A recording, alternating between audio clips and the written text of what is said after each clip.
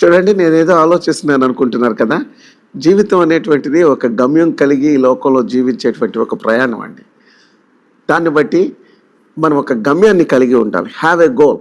ఈరోజు మన టాపిక్ ఏంటంటే ఒక గురి కలిగి జీవిద్దాం. ఫిలిప్పీలకు రాసిన పత్రిక 3వ అధ్యాయము 14వ వచనంలో ఏమని రాస్తుందంటే, నేను గురి యొద్దకు పరిగెత్తుచున్నాను అంటాడు సెయింట్ పాల్ అనేటువంటి ఒక వ్యక్తి. అద్భుతమైనటువంటి పర్సనాలిటీ అండి. సెయింట్ పాల్ గురించి చెప్పాలంటే యేసు ప్రభు తర్వాత భూలోకంలో ఆయన పరిచర్యను అద్భుతంగా కొనసాగించినటువంటి వ్యక్తి. ఈ విషయం క్రైస్తవ సోదరులందరికీ తెలుసు. అంత గొప్ప వ్యక్తి ఎలా అయ్యాడు? మనం క్రైస్తవులమే, మనం క్రీస్తునందు విశ్వాసం ఉంచాము, మనం కూడాను బైబిల్ చదువుతున్నాము. అయితే చాలామంది ప్రియులారా, వాళ్ళు ఏమనుకుంటారంటే, నేను యేసు ప్రభువుని నమ్ముకున్నాను, రక్షణ పొందాను కాబట్టి ఇంక నేనేం చేయాల్సిన పని లేదు అనుకుంటారు. కానీ రక్షణ పొందిన తర్వాత ఈ లోకంలో జీవించవలసినటువంటి ఒక అద్భుతమైనటువంటి జీవితం ఉంది. ఆ జీవితం కోసం మనం ఈ లోకంలో బ్రతకాలి. అదే ఒక గమ్యం కలిగి, గురి కలిగి బ్రతకాలి అని బైబిల్ చెప్తా ఉంది. సో గురి వద్దకు పరిగెత్తం, ప్రెస్సింగ్ టు ద గోల్ అని.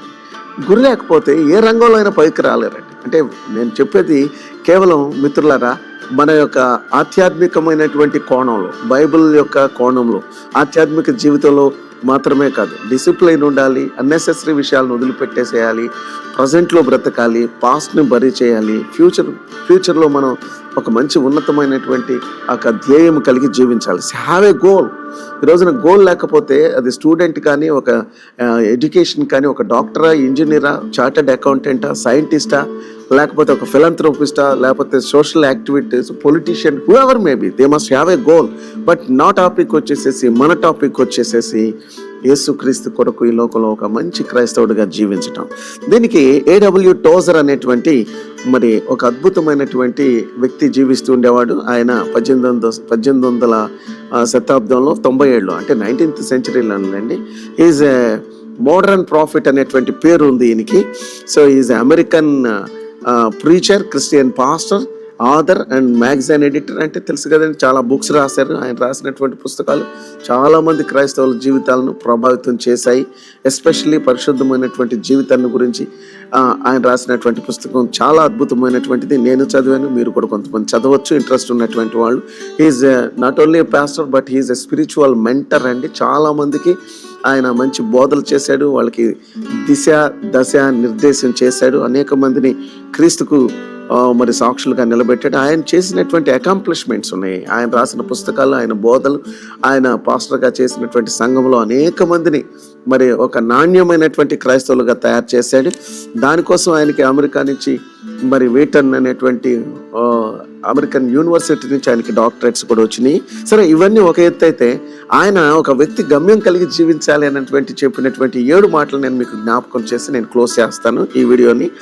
ఆయన ఏమన్నాడంటే, ప్రతి వ్యక్తి ఏదో ఒక దానికి తన జీవితాన్ని సమర్పించుకుంటాడు. నువ్వు ఎవరికి సమర్పించుకున్నావో నువ్వు ప్రశ్నించుకుంటే నీ జీవితం గమ్యం అనేటువంటిది ఏదో నీకు తెలిసిపోద్ది అంటాడు. సపోజ్ ప్రతి వ్యక్తి ఏదో ఒక దానికోసం జీవిస్తూ ఉంటాడు. అది నెంబర్ 1 మొదటి ప్రశ్న ఏంటంటే, వాట్ యూ థింక్ మోస్ట్. నువ్వు దేని గురించి ఎక్కువగా ఆలోచిస్తున్నావో దాని కొరకే నువ్వు బ్రతుకుతున్నావు అన్నమాట. చాలామంది లోక సంబంధమైనటువంటి విషయాల్లో, లేకపోతే సినిమాల గురించో, సీరియల్స్ గురించో, చెత్త చెదారాన్ని గురించి ఆలోచిస్తూ ఉంటారు. కాబట్టి వాళ్ళు దానికి సమర్పించుకున్నారు, వాళ్ళకి ఏ విధమైనటువంటి గమ్యం లేదు. రెండవది, what we think, what we want most. నీకు అసలు ఏం కావాలి అంటాడు ఏడబ్ల్యూ టోజర్ అనేటువంటి భక్తుడు. నాకు యేసు కావాలి, నాకు ఒక మంచి జీవితం జీవించాలి, నా కుటుంబాన్ని, నేను ఈ లోకంలో ఒక మంచి ఆదర్శవంతమైనటువంటి ఫ్యామిలీగా నేను ఉండాలి అనుకుంటావా? It's a blessing for you my dear friend. మూడోది, what for you spent your money. దేనికోసం డబ్బులు ఎక్కువ ఖర్చు పెడతా ఉంటావో దాన్ని బట్టి నీవు ఈ లోకంలో ఎలాంటి వ్యక్తి చెప్పొచ్చు అంటాడు.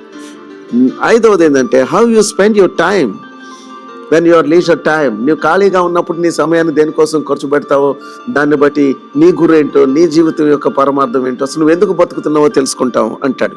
నిన్ను నువ్వు ప్రశ్నించుకోమంటున్నాడు. It is a personal introspection. అంటే ఎవరికి వారు వ్యక్తిగత పరిశీలన చేసుకుంటే పౌలు భక్తుడు చెప్పినట్లుగా ఒక గమ్యం కలిగి జీవించే వారిగా ఉంటాం. సో నెంబర్ 5 ఏంటంటే, వాట్ కంపెనీ యూ ఎంజాయ్. నువ్వు ఎవరితో స్నేహం చేస్తున్నావు, అది ముఖ్యం. కాబట్టి నీకు గురి ఉంటే నువ్వు వ్యర్థమైనటువంటి వాళ్ళతో నువ్వు స్నేహం చేయవు. నీకు లైక్ మైండెడ్ అంటారే, నీలాంటి గమ్యం కలిగి, గురి కలిగి, జీవితంలో ఉన్నతమైనటువంటి క్రైస్తవ జీవితం జీవించాలి అనుకున్న వాళ్ళతో నీ స్నేహాన్ని కలిగి ఉంటావు. ఐదోది, whom వీఆర్ అడ్మైర్. నువ్వు ఎవరిని ఎక్కువగా గణపరుస్తున్నావు అంటారు. నిజమైన క్రైస్తవుడు యేసు ప్రభువును గణపరుస్తాడు, దేవుని వాక్యాన్ని గణపరుస్తాడు, దేవుని పరిచర్యలో తన సమయాన్ని ఖర్చు పెడతాడు. గురి లేకుండా ఈ లోకంలో జీవించి సమయాన్ని వ్యర్థం చేసుకోడు. ఒకే ఒక జీవితం త్వరగా గతించిపోతుంది. కాబట్టి మిత్రులారా గమనించండి, గురి కలిగి జీవించండి. బైబిల్ సెలవిస్తా ఉంది కదా, ఒకే ఒక జీవితం. పౌలు అంటాడు కదా, నేను గురి యొద్దకే పరిగెత్తుచున్నాను. I press towards the goal. ఆ గోల్ ఏంటంటే యేసుక్రీస్తు, పరలోకం.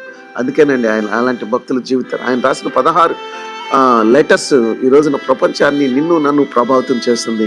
కాబట్టి ఇలాంటి అద్భుతమైనటువంటి విషయాలు మనం నేర్చుకుందాం. మరి ఒక వీడియోలో మళ్ళీ కలుసుకుందాం. Till then, God bless you.